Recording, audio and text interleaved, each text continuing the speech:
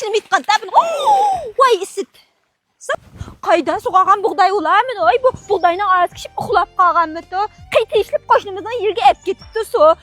Bir baraya qaşqa.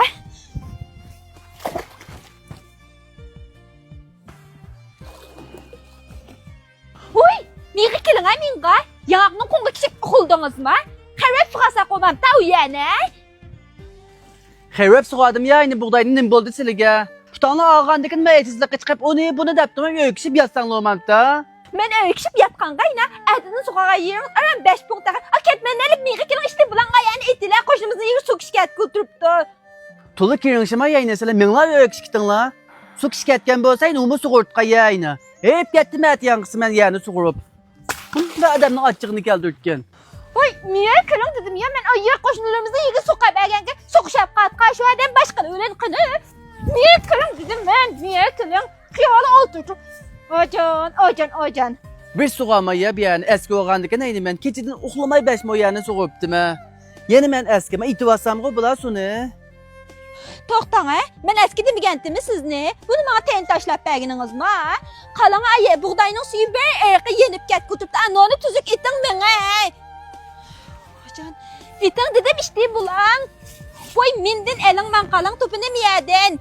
Ocan. Hem de bana kumunu kalaydı. Numanca kalısı işini bitqanda bunu. Vay isit. Sap armaldınız ya. Adamın gibi günümü sayın Davut deyinə.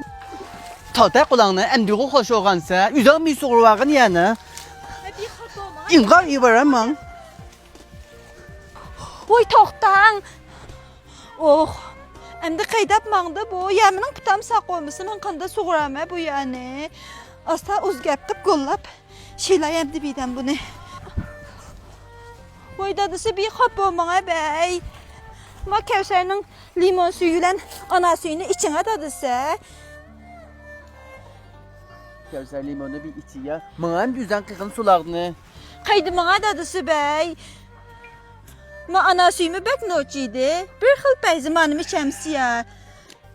Bunun için ettiği su gelseyna, mən yer suğamaydım. Yüzden suğağım bakma. Keçirekte uxluma yer suğadım. Yine mən eski. Qoşnumuzun yerine bir qoz qıydını yap gitip su kiş getipken. Yankısı aşının qallıqıb.